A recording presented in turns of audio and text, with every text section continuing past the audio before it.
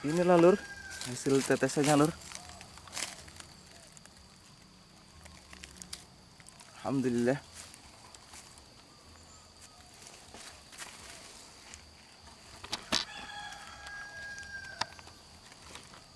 Ini pohon terakhir lur di pagi hari ini.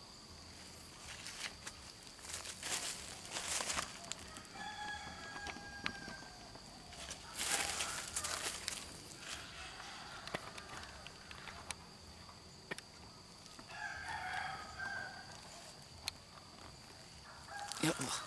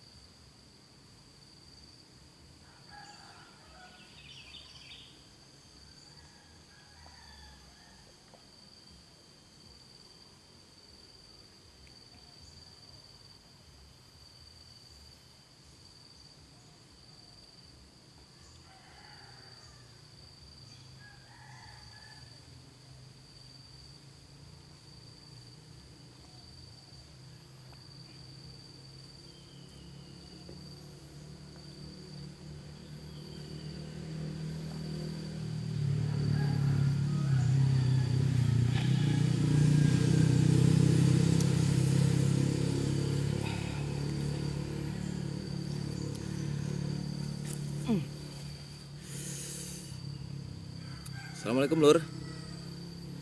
Alhamdulillah lur, kita sudah menyadap berkisar 10 pohon lur yang ukurannya seperti ini, ukuran karet besar, dan sudah saatnya untuk kita beristirahat sembari rehat lur. Kita melanjutkan pentadaburan yang sudah pernah kita tadaburi sebelumnya. Nah, kali ini kita mentadaburi karya-karya cendekiawan, ulama, dan tokoh-tokoh di Indonesia yang berpengaruh. Nah, sebelumnya kita bertadabur lur, bertadabur buku dari Mbah Nun, Indonesia bagian dari desa saya. Di akhir pentadaburan di chapter ke-10 kita menemukan urgensi pendidikan untuk anak-anak generasi bangsa Indonesia ini. Dan dalam catatannya Mbah Nun menggarisbawahi bahwasanya pendidikan itu tidak sama dengan pendoktrinan, seperti halnya dilakukan di dunia militer tentunya menggunakan doktrin ya.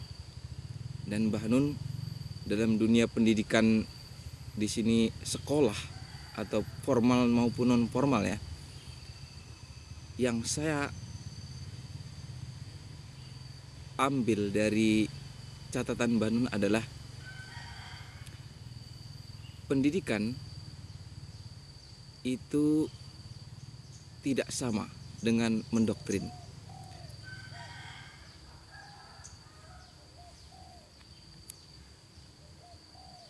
Dengan sebuah catatan yang menarik di sini yang sudah pernah kita sampaikan juga, agar kita selaku pendidik tidak salah dalam menentukan sebuah pilihan. Di sini dituliskan bahwasanya selama ini kita keliru. Jangan-jangan selama ini kita keliru menyangka rabuk sebagai benalu, benalu sebagai rabuk. Itulah catatan Mbah Nun tentang pendidikan tentunya. Nah, untuk chapter ke-11 ini insya Allah kita lanjutkan di sesi selanjutnya. Berhubung kita kedatangan buku baru nih Lur ya. Buku baru judulnya Islam dan Sosialisme ya. Jadi kalau buku Indonesia bagian dari desa saya adalah buku yang mentelaah tentang Indonesia sebelum Indonesia ataupun setelah berdiri Negara Kesatuan Republik Indonesia. Nah, ini kalau bahasanya wis dadi lah, Indonesia wis dadi. Sedangkan buku Islam dan Sosialisme adalah buku yang ditulis ketika Indonesia itu kalau bahasanya urung dadi. Nah, iku wis sida dadi. Sudah kun ini. Kalau yang ini masih sebuah cita-cita seorang guru bangsa di sini. Langsung saja Lur, tanpa mengurangi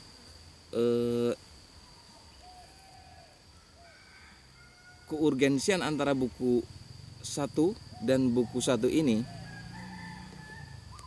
Di sini saya ingin menyampaikan bahwasanya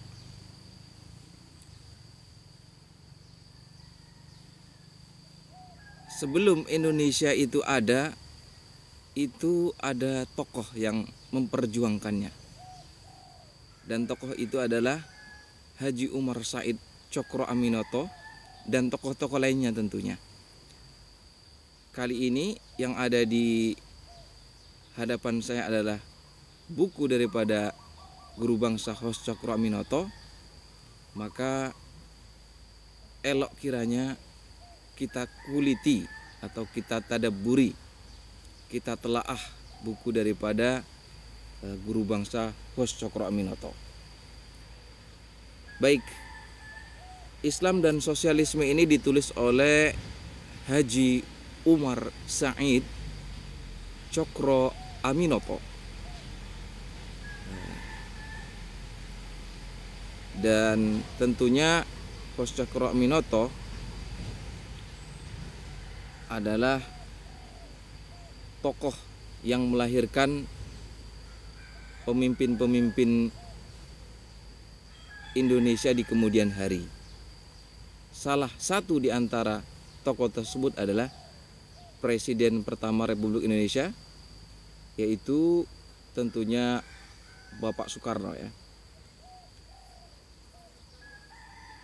Dalam buku ini Lur, Islam dan Sosialisme ini dijelaskan tentang apa itu sosialisme dalam pandangan Coach Cokroaminoto.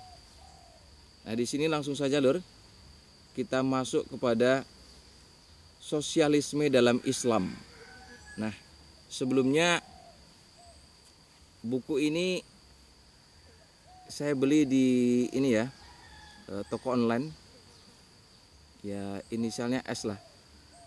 Kemudian untuk nominal, alhamdulillah buku ini sangat bersahabat harganya. Bisa kita bilang sesuai dengan kantong para petani lah. Untuk kaum bawah harganya tidak tinggi ya.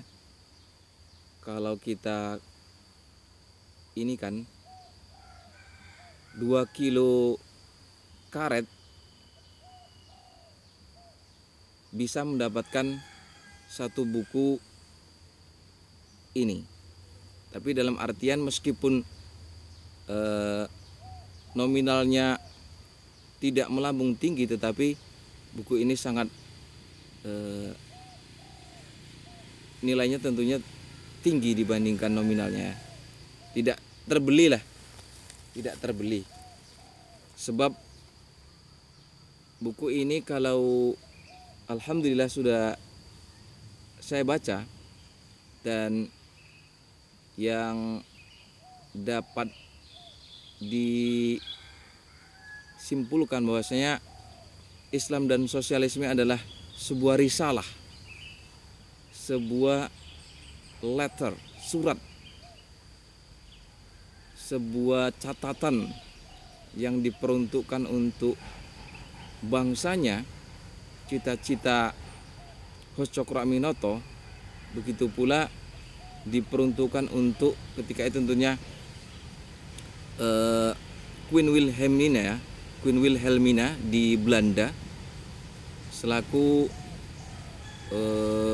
kolonial yang menduduki wilayah Nusantara ketika itu. Jika dahulu para ulama seperti halnya Imam Asy-Syafi'i menulis tentang Ar-Risalah ya, kitab Ar-Risalah yang berisikan tentang hukum-hukum yang tentunya menjadi dasar panduan bagi umat Islam kala itu dan saat ini. Kemudian juga ada seorang sufi di belahan bumi Naisabur seperti halnya Al-Imam Al-Qushairi, itu menulis sebuah buku judulnya Lataif Al-Isyarah dan dikenal ma'ruf dengan kitab Ar-Risalah Al-Qushairiyah. Nah, tentunya buku-buku tersebut ada sebab catatan itu muncul. Sebagaimana Indonesia bagian dari desa saya juga tentunya memiliki sebab ya. Bagaimana Mbah Nun menulis buku Indonesia bagian dari desa saya. Begitu pula dengan Islam dan sosialisme, ini Ar-Risalah Al-Qushairiyah atau Ar-Risalah yang ditulis oleh Imam Asy-Syafi'i. Dan dalam buku Islam dan sosialisme ini yang saya dapati adalah menyampaikan sebuah gagasan kepada bangsanya sendiri, terutama bangsa Indonesia, serta umatnya sendiri, yaitu umat Islam, serta rakyatnya sendiri. Karena kita ketahui adalah Haji Umar Said Cokroaminoto ini adalah seorang tokoh ya, pimpinan, seorang imam, seorang raja. Kalau kolonial memberi ini ya, gelar, yaitu gelarnya Raja Tanpa Mahkota. Nah, tentunya Hoca Aminoto juga memiliki dalam ini ya, dalam kurung adalah rakyatnya. Buku ini ditulis untuk rakyatnya, namun sekaligus menjadi risalah kepada kolonial ketika itu, yaitu Queen Wilhelmina ya, dan mudah-mudahan diteruskan ke atasnya terus, tidak hanya kepada Queen Wilhelmina. Jika kita melihat bagaimana kolonialisme merangsek ke bumi Nusantara dengan paham yang tentunya bertolak belakang dengan paham yang dianut oleh masyarakat di Nusantara. Nah, di sini guru bangsa kita menulis Islam dan sosialisme. Langsung saja Lur, kalau di awal tentunya dibuka dengan pengertian sosialisme lah ya. Sosialisme itu Haji Umar Said Tjokro Aminoto membahasakan demikian. Kalau dalam bahasa Belanda itu maker, tidak tahu ini pronunciasinya bagaimana. Kemudian dalam bahasa Melayu itu teman, dalam bahasa Jawa itu kita, dan dalam bahasa Arab itu sahabat. Nah, jadi buku ini sangat bersahabat kepada kita. Kemudian tentunya bisa dikembangkan nanti oleh sedulur membacanya dengan lebih rinci dan masuk kepada judul selanjutnya, sosialisme dalam Islam. Nah, di sini guru bangsa Indonesia, guru kita semua lah ya, meskipun kita tidak bertemu, tetapi secara tidak langsung guru itu adalah gurunya guru kita. Jika Insinyur Soekarno memiliki guru Haji Umar Said Tjokro Aminoto, kemudian Insinyur Soekarno itu membuat kebijakan tentang pendidikan di Indonesia ini, paling tidak asar daripada pembelajarannya dari Hos Tjokro Aminoto itu terserap oleh ini ya, anak-anak di bumi Nusantara ini. Jadi era 90-an, era 2000-an, itu tentunya sudah tidak bertemu lagi dengan Haji Umar Said Tjokro Aminoto. Baik Lur, langsung saja masuk kepada inti pembahasan. Dasar sosialisme Islam itu tentunya di sini Al-Qur'an ya. Firman Allah Subhanahu wa taala, "Kanan nasu ummatan wahidatan. Kanan nasu ummatan wahidatan." Sesungguhnya seluruh umat manusia itu bersaudara, bersatu. Begitulah pengajaran di dalam Quran yang suci yang menjadi dasar sosialisme. Nah, tentunya nanti akan ada pendapat ataupun argumen yang berbeda, bahwasanya sosialisme itu tidak ada di dalam Al-Quran. Kemudian sosialisme itu dari barat. Sosialisme itu bukan produk daripada Islam. Nah, tentunya buah pikir demikian itu jika ditelusuri tentunya bisa benar juga bisa salah. Sebagaimana Haji Umar Said Cokroaminoto di sini menulis Islam dalam pandangan Islam, sosialisme dalam pandangan Islam, mengutip sebuah ayat, kanan nasu ummatan wahidatan, menjadi dasar sosialisme adalah ijtihad Haji Umar Said Cokroaminoto dalam menarik sosialisme menurut pandangan Islam. Nah, jadi sosialisme menurut pandangan Islam, dan tentunya tidak sama sosialisme yang bersumber dari Barat ya, ataupun dari selain Islam. Di sini secara Islam. Kemudian jika kita telusuri apakah ada kata-kata sosialisme di dalam Al-Quran, tentunya kalau kita baca 1000 kali pun ya tidak akan ketemu. Sebab apa lur? Lawang sosialisme ini muncul sebelum Al-Quran diturunkan, bagaimana kita bisa menemukan sosialisme dalam bentuk teks di dalam Al-Quran?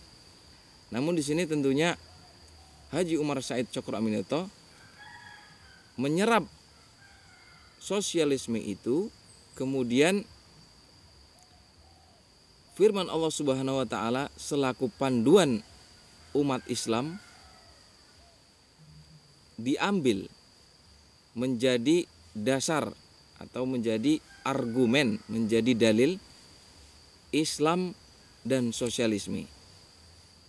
Dan ayat yang dijadikan dalil itu adalah kanan nasu ummatan wahidatan.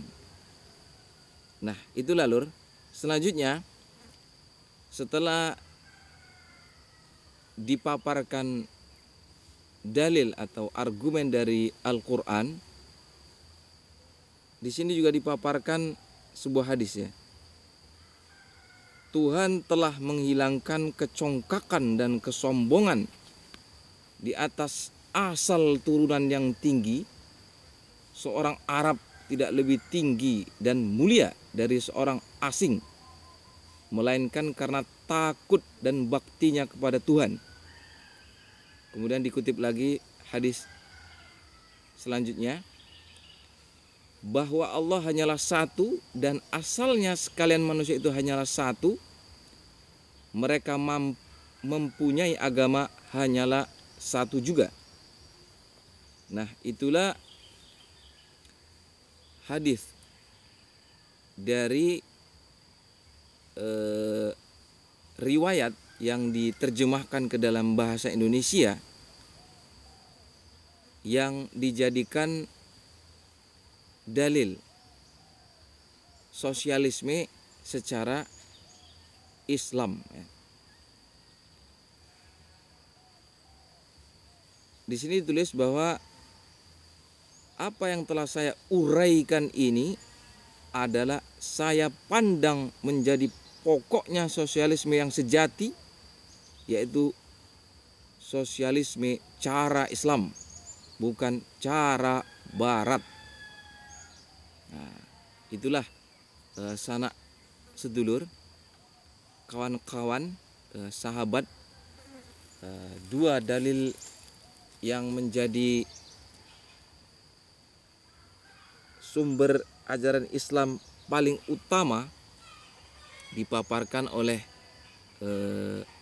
Haji Umar Said Cokroaminoto. Yang pertama kita telah membaca tadi, kanan nasu ummatan wahidatan.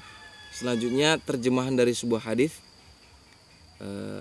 Di sini tidak disebutkan dari riwayat mana, dari riwayat siapakah hadis ini diriwayatkan. Nah, tentunya bisa kita takhrij nanti ya. Kalau dalam orang-orang inilah, orang-orang yang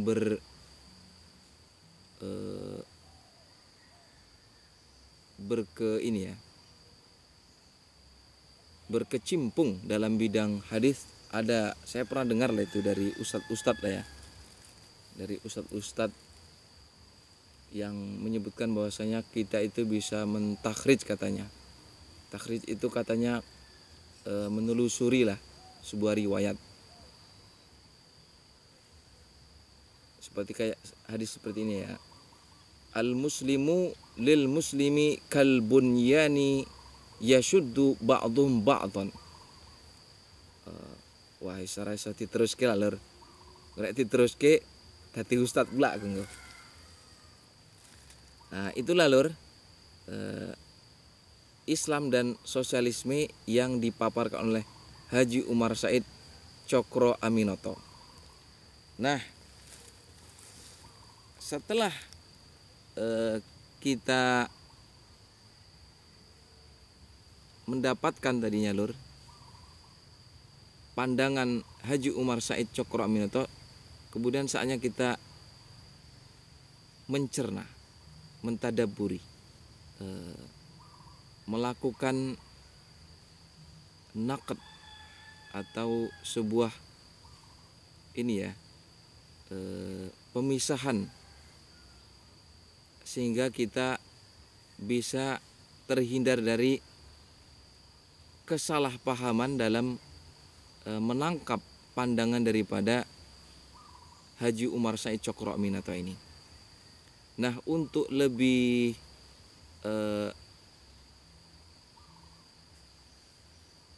detail tentang Haji Umar Said Cokro Aminoto, di sini saya membuat sebuah buku yang sudah pernah kita baca juga lur, kita tadaburi. Buku dari tokoh dari ranah Minang yang tentunya kita semua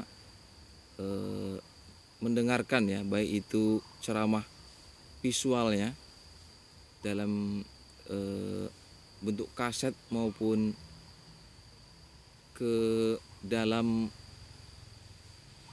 artificial intelligence. Nah, sepertilah apa itu artificial intelligence, nah gitulah, yang sudah di confirm menjadi MP3, kemudian di di arrangement menjadi suaranya lebih bagus, yaitu Falsafah Hidup karya Buya Hamka. Nah, di sini ditulis tentang Haji Umar Said Cokro Aminoto yang dalam kehidupan Buya Hamka itu memiliki jejak dan salah satu tokoh yang membentuk karakter Buya Hamka di antara guru-gurunya adalah Haji Umar Said Cokro Aminoto. Di sini ditulis seperti ini bunyinya lur ya. Di awal pembukaan, saya tidak melupakan Haji Umar Said Cokro Aminoto yang mulai menunjukkan pandangan Islam dari segi ilmu pengetahuan barat ketika beliau mengajarkan Islam dan sosialisme kepada kami ketika saya datang ke Jogja pada tahun 1924. Jadi pada tahun 1924 ketika Buya Hamka berada di Yogyakarta, Haji Umar Said Cokro Aminoto melakukan sebuah seminar lah kepada orang-orang Islam ketika itu, pada pemuda-pemuda Islam, tentang pandangan Islam dari segi ilmu pengetahuan barat dan Islam yang dipadukan dengan sosialisme ini. Nah, peristiwa itu terjadi pada tahun 1924. Maka secara tidak langsung di sini Buya Hamka ingin menyampaikan bahwasanya Buya Hamka adalah guru daripada astagfirullah. Haji Umar Said Cokro Aminoto adalah guru dari Buya Hamka rahimahumullah. Jadi sudah kita runtun lur ya. Seperti ini runtunannya. Kalau di dalam ini lur,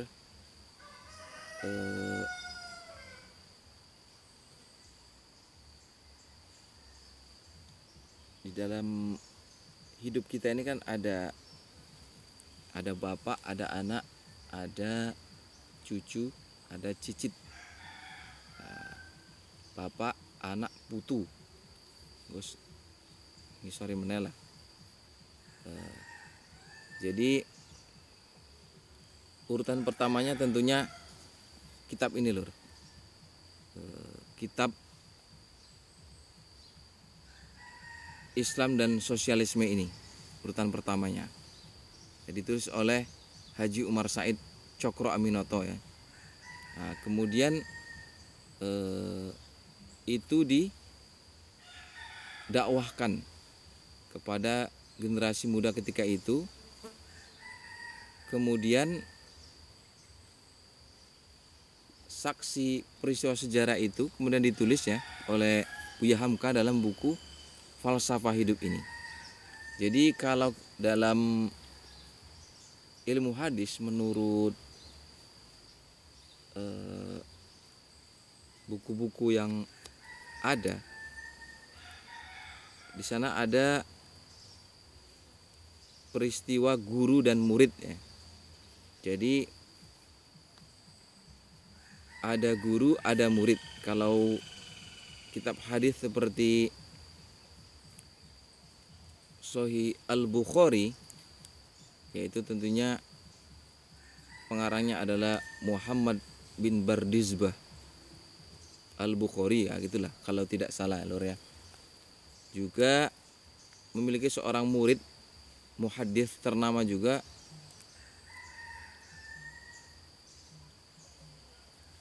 yaitu Imam Muslim. Nah, nanti karyanya Sahih Muslim. Nah, di sini Buya Hamka adalah seorang murid yang mendengarkan. Jadi kualitas berita ataupun kabar yang dibawa oleh Buya Hamka itu sangat original. Mengapa demikian lur? Sebab berita yang dibawa oleh Buya Hamka adalah berita yang bersifat sami'tu. Bersifat sami'tu.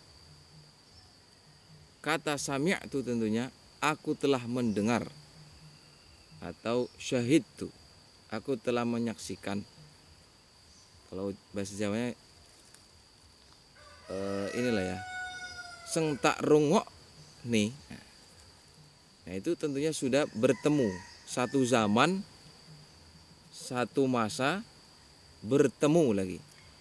Nah kalau Imam Bukhari, kalau tidak salah seperti itulah untuk syarat penghimpunan hadis sahihnya itu, muridnya itu ya sezaman, bertemu.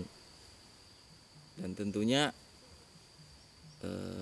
Buya Hamka adalah seorang tokoh yang kalau dalam ilmu hadis itu fulanun la yus'al an.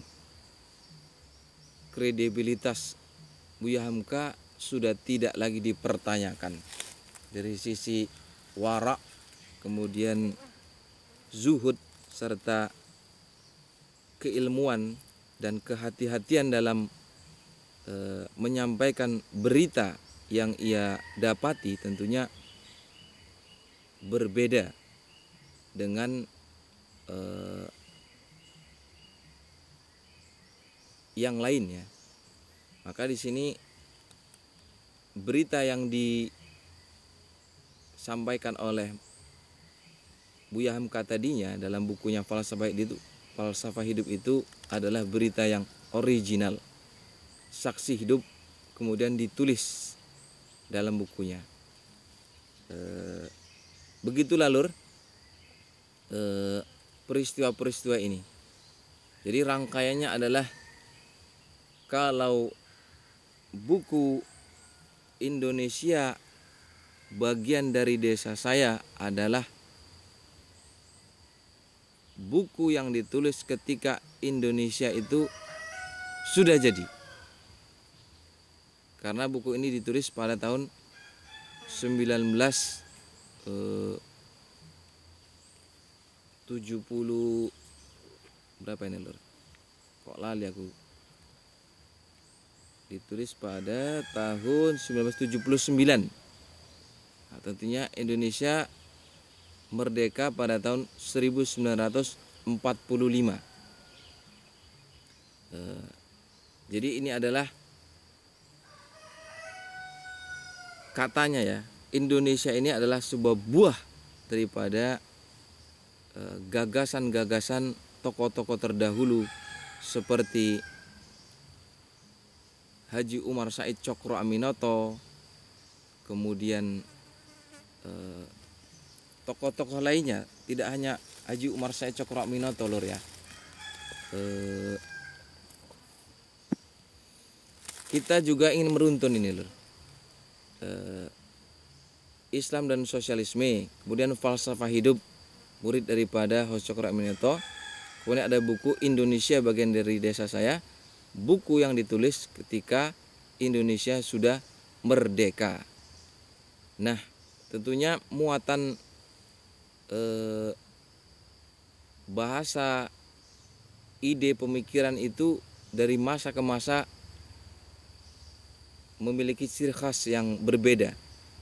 Jika Haji Umar Said Tjokroaminoto menulis dengan gaya bahasa yang begitu menggetarkan jiwa orang yang, kalau inilah saya ibaratkan, orang yang stroke pun bisa jalan kalau sudah mendengar khutbah daripada atau ceramah-ceramah daripada Host Tjokroaminoto itu. Ini sebuah ini Lur ya, hiperbolanya lah ya, majasnya. Orang stroke pun kalau mendengar ceramah daripada Haji Umar Said Tjokroaminoto akan bergerak, dia bangkit.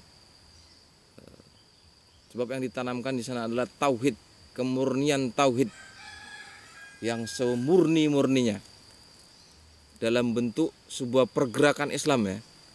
Gerakan, jika kita lihat di tahun-tahun 1800-an itu memang pergerakan-pergerakan yang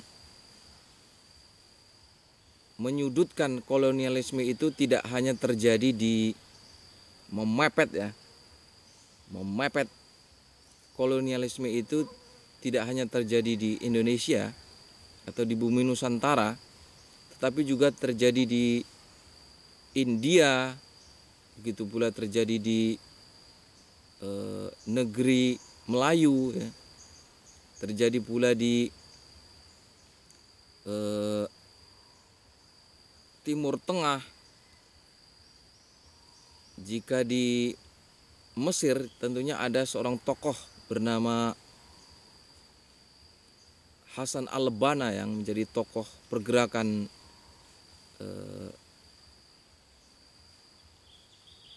Al-Ikhwan Al-Muslimun ya. Di Timur Tengah itu ada tokoh bernama Hasan al-Banna yang ya lebih kurang intinya inilah mengusir kolonialisme dari Mesir ya. Kalau di India tentunya ada tokoh seperti Mahatma Gandhi ya, yang gerakannya itu gerakan spiritual tetapi mampu menggetarkan penjajah kolonialisme ya. Kalau di Indonesia ada Haji Umar Said Tjokroaminoto yang gerakannya itu begitu masif dan memiliki jumlah anggota yang jumlahnya itu tidak hanya 100-200 tetapi atau ribuan, tetapi jutaan. Kalau subscriber itu sudah 2 juta subscriber. Jadi ketika menyampaikan sebuah opini, gagasan itu didengarkan oleh 2 juta subscribernya itu. Dari gerakan-gerakan Haji Umar Said Cokroaminoto itu tentunya membuat kolonialisme ya berkelimpungan lah, ataupun mawas diri.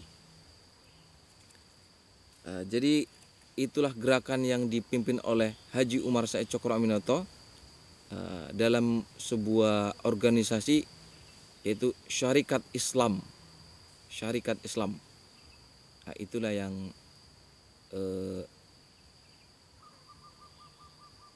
saya ini loh ya, dapati dari literatur ya, baik di sekolah maupun ya baca-baca lah lur. Nah, ini ada sebuah fenomena lur ya, di era modern ini, era yang kekinian itu ada sound horeg. Sound horeg. Soundnya itu barat, horegnya itu tentunya Jawa ya, sound horeg. Jadi gerakan yang dipimpin oleh Haji Umar Said Cokroaminoto ini bak sound horeg, yang ketika lewat itu bisa didengar oleh banyak orang, kemudian menggetarkan serdadu-serdadu kolonial yang memegang ya ginilah horeg, menghorekkan mental kolonialisme ketika itu. Nah, kalau kekinian ini tentunya budaya sound horeg dari sepertinya itu dari Jawa lah ya, dari Jawa Timur mungkin, atau di sepertinya Jawa Timur karena horeg itu bahasa Jawa.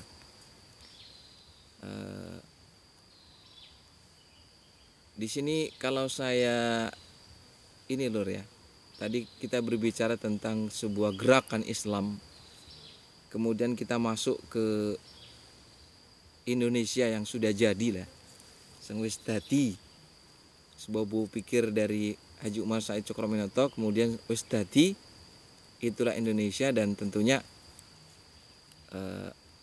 kingnya sudah berbeda. Haji Umar Said Cokroaminoto sudah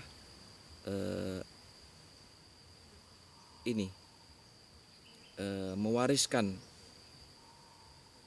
buah pikirnya kepada murid-muridnya, dan sampai saat ini tentunya, dan begitu pula tahtanya tentunya sudah diwariskan tidak kepada anaknya tetapi kepada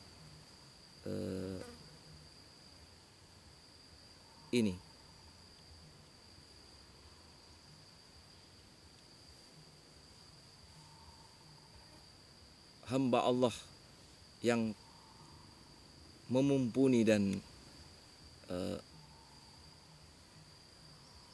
bertanggung jawab. Kalau dalam bahasa Islamnya al-imamul adil. Nah, itulah. Jadi di era kekinian ini melihat fenomena sound horeg itu, saya jadi melihat sound horeg itu bak Islam dan sosialisme yang ditulis oleh Haji Umar Said Cokroaminoto menjadi sebuah risalah kepada kolonial ketika itu Belanda, ya mudah-mudahan diteruskan ke atasnya lagi dari Belanda yang sudah bertransformasi. Jadi sound horeg ini adalah sebuah risalah kepada bangsa-bangsa lain. Jika Amerika, Rusia, Iran memiliki ini ya, hulu ledak lah, bom rudal yang bisa menghancurkan pemukiman, barak militer dan lain sebagainya lah ya. Jadi risalah yang disampaikan oleh di sini ini Son Horeg lah yang mewakili itu seperti ini lor, bahasa ringkasnya. Jika rakyat Indonesia itu saja mampu memproduk sebuah kebudayaan seperti hanya Son Horeg tadi, menyusun sound system hingga bertumpuk-tumpuk, kemudian kreativitas itu bisa menghorekkan alam sekitarnya.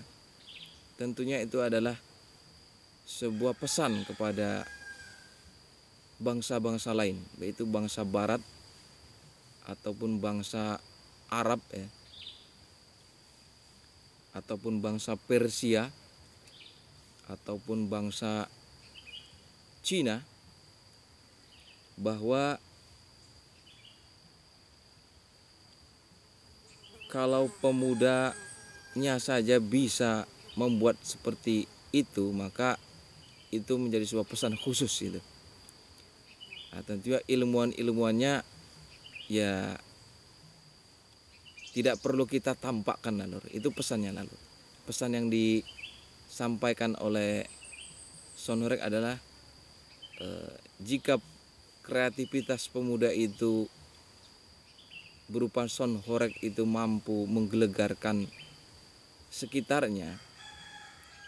Nah, kalau di Timur Tengah kan parade militer lor, kemudian dibawa oleh truk besar berisikan ini ya, rudal-rudal besar seperti itu, diparadekan di Amerika, di Rusia, di Cina. Parade militernya itu adalah parade militer yang johir lah ya. Kemudian di Presiden Kim Jong Un di Korea Selatan itu juga uji coba rudal balistik sering lah ya. Nah, untuk Indonesia ini memang sudah menjadi budaya dari sejak dulu sebelum Indonesia merdeka. Memang ya tidak seperti bangsa Barat lah. Bangsa ini cukup memparadekan Son Horeg kepada bangsa-bangsa lain, dan itu menjadi sebuah message. If you cross the line, you will get the message from Indonesia. That one is Son Horeg. Nah, itulah mungkin kalau bangsa Barat ingin cross the line lah ya. Begitulah lor, ngalor ngidul wis mboten kandi. Itu adalah sebuah tadaburan seorang penderes karet alir, tentunya berbeda dari pentadaburan akademisi yang bisa runtun. Bahkan kalau